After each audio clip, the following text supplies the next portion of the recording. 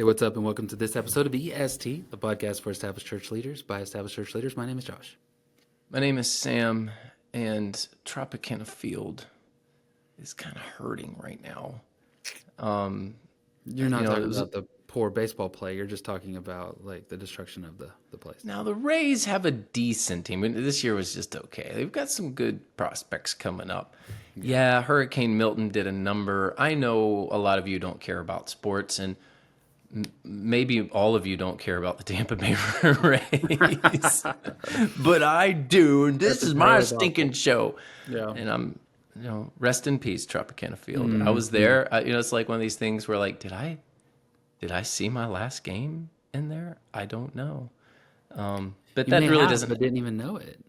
It really doesn't have anything to do with today's episode, other than the baseball season is a grind. It's 162 games, and ministry can be a grind. How about that? There's a good Yeah, segue and so we're going for to try to us. stay healthy for the whole season. That's Yep. the question. That's often the difference between a championship team and a less than par team is staying healthy through the season. So That was good. That's what we're going to very do. true. Very true. So the success of your church may depend upon how you can continue to stay spiritually healthy. Yeah. Good word. Another good word from Church Teams, our sponsor. They have every imaginable function that you may need as a church, whether it be the database, the online giving module, texting. We love Church Teams. They've been faithfully supporting this show. It enables us to put out free content, and we're grateful for them. So you can go to churchteams.com to check out all of what they have to offer, and get connected with them. It's that time of year where you might be thinking about making a switch, getting near the first of the year. Yep. And so now's the time to go investigate and give them a call. They'll get on the phone. They've got great customer service, and you'll be able to talk to a real live person there and check out all of what they have to offer. So churchteams.com is where you can get more information. Yeah. Yeah. So we're talking about staying spiritually healthy, and we're mainly focusing on you, the listener. We're not talking about how you would lead or shepherd somebody to be spiritually healthy. Sam, I got five kind of broad areas here, and you may have some to jump in as well. I want to throw one at you and see in this area, how do you use this area to stay personally spiritually healthy? And that first one is boundaries. It's a big word that we throw around with our personal relationships. As pastors and ministers, we are pulled a million different directions, not only by our family, but also by our church members, other community leaders. Sam, you probably get those emails once or twice a week like I do. Hey, Pastor Josh, I don't go to your church, but I run a ministry, and I'd love to just take you out to lunch and hear how you're doing. And I always think, I know how that lunch is going to go. How do you set up some boundaries, Sam? Yeah. So I use the delete function on my email a lot. There's a certain way to make an ask, and then there are ways just to get things deleted. Like if you're copying and pasting and just sending out mass emails, and you call me Kevin, because that was the previous email. Yeah. That's a really good way for me just to not respond. So because people have so many ways of contacting you digitally, you do get inundated, and there are plenty of times that I simply just don't respond. I file every email that I need to interact with, and I keep it. I'm one of those people. But if I'm like, you know what, I have no need to follow up with this. I don't know that this person is really being genuine in their request of my time. I just delete the email, and then that way I can delete it out of my brain, and I can literally forget it. And I've got some ways of telling, whether, hey, if this is a church member, I would never do that. So if you're listening and you're, a West Braden member, I would never do that to a church member. These are basically, they're the equivalent of solicitations at your house. Like somebody Yeah. knocks on the door, they send you an email, and you just don't answer. You just don't answer the door. You are under no obligation to answer that door. You are under no obligation to answer an email. Yeah. You'd be shocked at how many times pastors get hit up something. They're just wanting our church to support this ministry or that program or that effort. Every day. Almost, Yeah, it can be daily sometimes. constantly. And you feel so bad. We're people pleasers. We want to help people. It is a good ministry. It probably is a great thing. It's just we can't do all that. Look, I'm a firm believer, and you got to fill up your calendar, or somebody else is going to fill it up for you. There are certain obligations you have. Obviously, you need to prepare the sermon. You probably want to spend some time with members in some sort of healthy amount throughout the week. You got to spend some time with the staff. You got to be healthy. You got to put in boundaries, even like buffers. You can't go from meeting to meeting to meeting. There's going to be committee meetings or board meetings, those sort of stuff. Once you fill in those boundaries, then you can communicate to other people. I just can't today, but I would love to tomorrow. Or I'd love to set that meeting up with you next week. That sort of stuff. I just want to encourage you, set boundaries, set these mental ideas that for me, when I came to this church, because my previous church just had no respect for Josh King's personal space or boundaries or emotions. When I go home at the end of the day, I do not check email. I don't check email. I don't respond to job related requests. Now there's ministry related and job, those two sides of the vocation and the calling. The calling side, I'm here 24 hours, 7 days a week, but the job side or the vocation side, that can wait till tomorrow. And be really, really strict on that. When I'm home, I'm not answering emails, and I communicate that. Another real quick thing that I thought was super helpful was recognizing that dinner with my family is something I have on my calendar. My son's soccer game is something I have on my calendar. So when somebody says, hey, I'd love for you to come do such and such, I can honestly and before God say, sorry, I'm booked at that moment. Or I don't have to tell somebody the conflict that's on my calendar. I just have a conflict. And so you communicate that and make those sort of things a big priority to you. Have your boundaries, establish those boundaries, and communicate them as necessary. That's wise. I do the same thing with my kids' sporting events. Yeah. The ones that I know I really want to attend. I make the time on my calendar and it is literally booked. And I've said that before as well. Hey, I'm very sorry, but I do have something that's Yeah. that's already there. Yep. Another, a lot of this depends on your personality too. So I'm an extrovert. I'm a work extrovert. I'm not a social extrovert. It's like if someone's like, come to my party, I'm like, okay. Like it's not a bad thing for me, but if you're like, I've got a job to do, let's do it together. And I'm like, that sounds like a lot of fun. So I'm more work extrovert than social extrovert, although I enjoy being around people, period. So for me, boundaries is a little different than somebody who might be more introverted because I naturally want to be around people. So I tend to find, I tend to find those places where people are. But that's another thing that I would say is just know your own personality. If you're like, I'm definitely more on the introverted side, then you need to make sure that you reserve your energy in the right way for the right people Yeah. because people will take your time if it's available. Like Yeah. they'll just take it. Yeah, I think that we did an episode not too long ago, vocation and calling.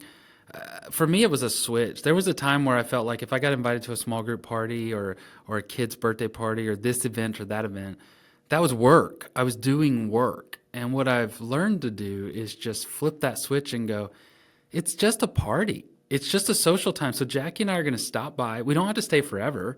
We might stay 30 minutes, something like that. But I just flipped the switch to say, this is just social. And so we get there, we hang out. If people start talking about the church, I just kind of bounce the conversation to something more personal to where I can get to know them, or we could talk about, personal stuff. We don't have to talk about the church. We don't have to talk the work, the vocation of the church. Let's talk about your spiritual life instead of how many were in the worship service this last Sunday. So that kind of switch has really helped me. Speaking of social and that kind of stuff, Sam, what about play? Staying spiritually healthy. What role does playful, just recreation serve in that for you? Oh, it's huge. I run almost every day. I work out every day. Um, I have certain hobbies that I enjoy. I wish I could fish more. There's certain things that I'm like, man, I love to fish. I'm not good at it, but I just love doing it. So I do the same thing as I do with my kids' ball games with my workout time. I actually Booked. put it on my calendar and I'm Mm-hmm. going to do that. And it also enables my wife and other, my team that has access to my calendar to see, this is a do not disturb time. Often when I'm running, I'm praying as well. So there's a bit of a spiritual aspect to it too. But I just make sure I reserve that time. I'm able to do that way more easily now, 9 years into a church, than year one.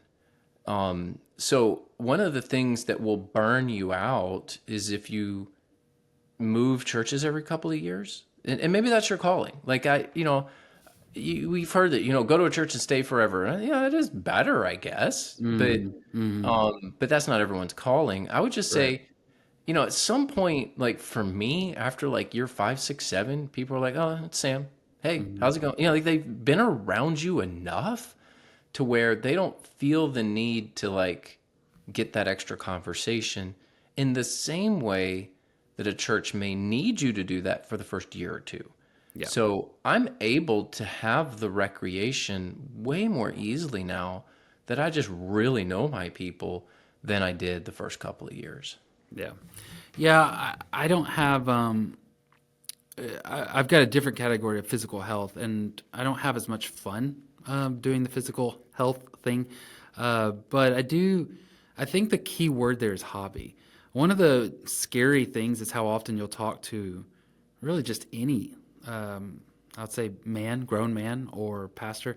And so, what hobbies are you into? And they don't have any, they're just nothing. And there are some more. Uh, Hobbies are maybe slightly different in my brain. There's something you enjoy just to escape. It's kind of a fun. You keep up with it. There's an investment in it, and so for me right now, those two hobbies are just sort of like modifying my Forerunner just a little bit. Now I hate to say that because there are people who modify vehicles like crazy, and I'm not in that zone. I'm not even. They won't even let me in the same parking lot. You don't have an apocalypse bug out vehicle? No, no, nothing like that. Nothing like that. I find these little mods that I like, and I'll just install it, and this logo here, this new whatever. So I like that stuff. And I use like I save up my money, little what we call Josh's fun fund. It's just this little side money. It doesn't come out of our general sort of checking and stuff. So that's one thing. The other thing is honestly the Texas Longhorns, my football team. I treat it like a hobby. Like I'm involved in it, but it's got its place. It sits over there. I'm not going to be obsessed with it. I've got some podcasts that I listen to. I need to get a new shirt for this game. I'm going to make sure that my friends are coming over for that game. We make it social. And that's like my emotions aren't going to ride or fall on it. I enjoy it. And right now, we're the number one team in the nation. By the time this airs, that may all be trashed. But I just think that if you can't answer the question, what is your hobby? You're in a spiritually dangerous zone. You need a place where you can enjoy a little bit of escape, a little bit of play, so that kind of thing. Completely agree. If I love baseball, and now that baseball season's over for me, Mm-hmm. at least at the time of this recording, I kind of miss it. So I switch over to hockey. The Lightning have started 2-0. At least at the time of this recording, they're 2-0. Is this new It's cool. team may Yeah, actually be pretty good? Please get a hobby, yeah, sports, working out, writing, reading, whatever it is. You please do that. Your soul will get eaten if you don't have that time. right. So we're talking now about ways to stay spiritually healthy. We've talked about setting boundaries. We've talked about recreation, play. Another one that comes up a lot is just rest, the Sabbath, keeping the Sabbath, those sort of things. I feel like I've gotten really good at this. And again, it becomes because my last place, I was nearly burned out physically, emotionally, just wasted away. And when I came to this church, I decided I'm going to be intentional about rest, about literally stopping. And for me, that's just a dedication to not plan things in a time of rest. We make sure that we're home 4 nights out of the week. 3 nights, 3 to 4, we will be out, but 3 to 4, we will be in. And we're just kind of dogmatic about that. I'm going to take some rest. I'm going to take a nap on Saturdays because I want to, you know, that kind of thing. So, Sam, we all know it's there. I guess it would almost be silly to do a whole episode on Sabbath because all you got to do is Google ministry and the Sabbath, and there's an entire cottage Yeah, industry about this. We just don't yeah. do it. And So we've what? talked about it a little bit before, but you know what? Maybe our listeners want to hear from us about how we do Well, this. well, And they should just calm down. you would Uh-huh. have to do the entire episode because while I feel like I do boundaries very well, I think I do Mhm. recreation fairly well. Rest is I don't do that one I know because man, well. you're always going. You are always going. I'm wired hot, Hmm. and I've always been that way. And I don't necessarily like it about myself. And now that I'm 44 years old, I can feel like it's not going to last forever. Like I can still do it. I Yeah. can still run hot, but it's not something you can keep going. It's not sustainable. And honestly, I think this is probably one of the biggest reasons why pastors fall, Yeah. why pastors burn out, Hmm. is they don't have good rhythms of rest and they get trapped in things that they shouldn't be trapped in. I don't think rest is the only reason, but I think it's up. That's his top five reasons. Why do Oh my pastors goodness. flame out or do stupid things? I think They this don't is top rest. five reason.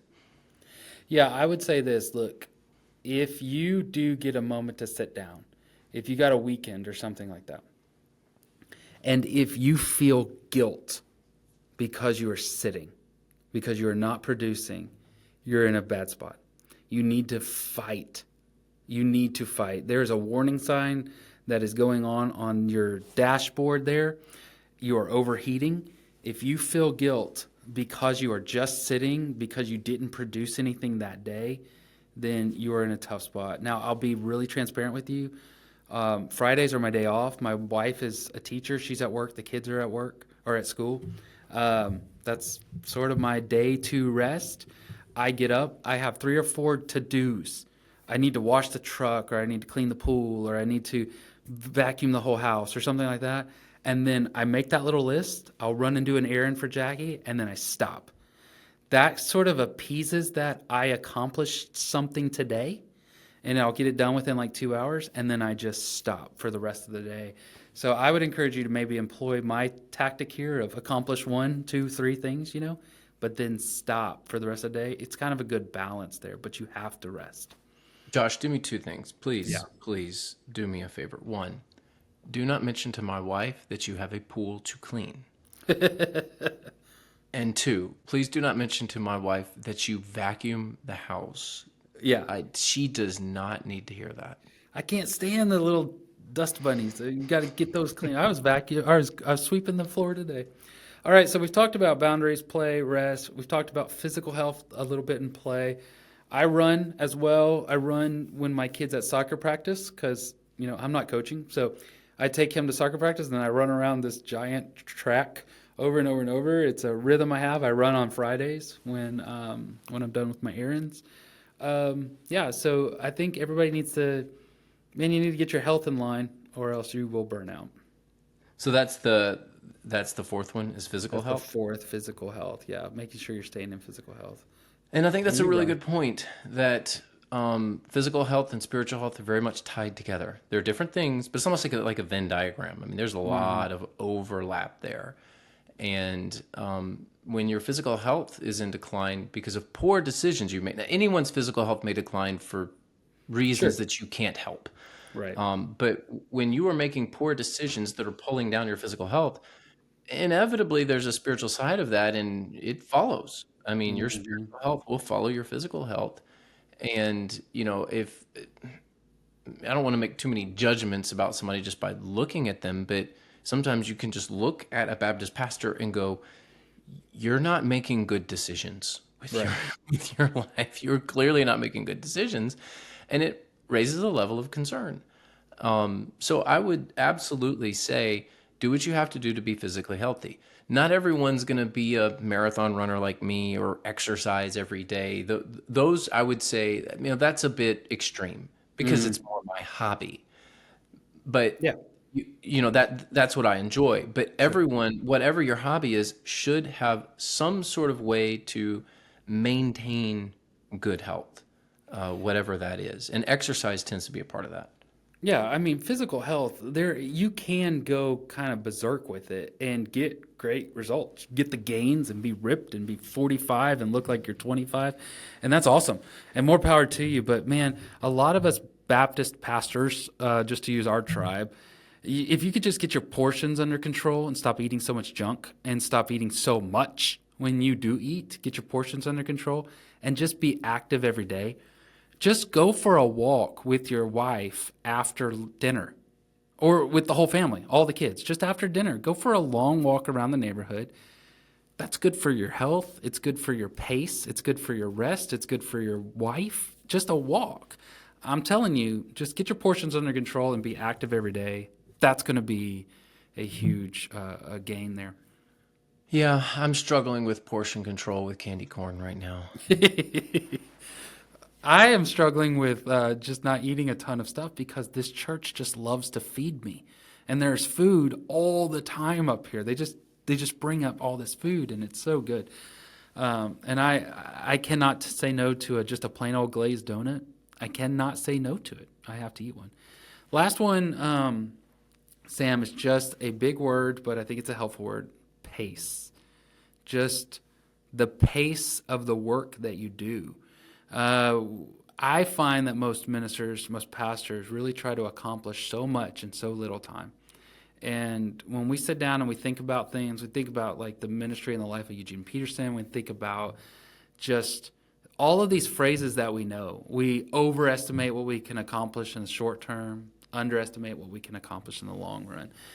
I've just found that like you just got to be really attentive to your pace. Slow down and be very intentional about your next step. Sam, do you have any keys for our listeners on keeping a healthy pace?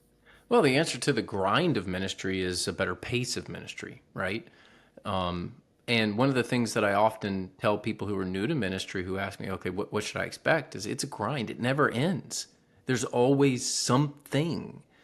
And the way you answer the grind is with pace. And one of the ways that I pace myself is with better rhythms. I am going to work out every day. I am going to reserve Saturday as my Sabbath. I am going to say no to things that perhaps I would like to do, but I know are going to push me over the edge that week. And this is a cliche, but it's true. Short-term pain for long-term gain. Sometimes somebody's going to be upset with you for a few days because you said no, but in the long run, you're going to have a much better relationship with them because you didn't burn out or get angry at them because they asked you to do something. Come to this thing, whatever it is, you go and you're frustrated and mad and everyone's wondering why you're such a terrible attitude while you're there. Yeah. You actually do yourself more harm by saying yes than no. And my dad gave me this great advice a while back. I've mentioned it before, I think, on air. I was overdoing it. I was trying to do everything for everyone. I'm not so much a people pleaser like you are. I just like getting tasks done and helping and solving problems. It's not so much the people pleasing side of me as it is, ooh, I can help solve that problem. And that's me thinking too much of myself. And Sure. what my dad said was, you know what, Sam? If you do less, people will love you more. And it was true. It was. No, I'm not talking. If you're a lazy bum, that advice is not for you. But for most of us, it's like pull back on it a little bit. Give yourself a better pace. You'll last a lot longer. Yeah, I completely agree. The idea is that for me, what was revolutionary was it's not a matter of whether or not we can get it done. It's a matter. We also need to talk about the pace at which we should get this done. Like for instance, we're working on our bylaws right now here at this church, and I can write a set of bylaws in an afternoon. I can do that. And there's even some settings with depending on like how long you've been at a church and if your quote unquote approval rating is real high, you could probably write a set of bylaws and get them passed in 1 month if you wanted to. However, there's a number of factors that wisdom and seasoning would tell you you may not want to do that. You may want to slow roll this thing. And so there are a number of changes even here at this church that I feel like I'm the one slowing things down. And people are asking, why don't we just do this thing? And sometimes my answer is, it's just not time yet. We're just going to wait. Let's give this a couple more months. Let's give this a couple more days. And what I find is that some of the things that are controversial are only controversial because of how fast you do them. And so if you will just slow down, write your sermons, there's so many other things when you start putting in these deals about like building margin, resting, uh, boundaries, budgeting things for like family and all that kind of stuff. That's where the pace will really start to help and saying, okay, I really can't do more than 2 of these meetings a month. I just can't and do them well. So that means if this is going to take 6 meetings, it's going to take us about 3 months to get this done. Now, you could, forego your rest. You could dip out on a couple of the kids' games or something like that and get it done within a month and a half. But honestly, what I would say is, what did you accomplish? You probably didn't accomplish very much by squeezing that time frame down. So, anyways, the pace is just constantly think about that. Good word, and I'll leave the last word with you. Want to thank our sponsor, Church Teams, for all that they do for churches. Go to churchteams.com to learn more about all of the features and functions that they have. And don't forget, we're going to be moving this conversation over to Rainer on Leadership. We made that big announcement on the last episode. So if you Right. didn't listen to the last episode, go back and listen to it. I kind of explain why and what we're doing, but you need to go subscribe to Rainer on Leadership. It's another podcast. My dad and I have been hosting over there, but Josh and I are going to bring our conversation to Rainer on Leadership. There's some reasoning behind that would bore everyone if I got into it. But we're gonna pause. I think there's a word for EST. We're gonna pause EST for the time being, so you don't have to unsubscribe here. I guess it's possible in the future we might pop back over and do something. But for now, we're gonna take what we do here over there. So again, the podcast. It's not a new podcast, been around a long time, but it's called Rainer on Leadership, and we'd love to see you there. So if you aren't already subscribed, please subscribe. And if you're on the YouTube channel, hey, thumbs up, like, wave. They don't do the wave. I do the Jeep wave, but give us a thumbs up on the video. We would love for you to also subscribe. And hey, we'll be here again next week. See you then. Peace.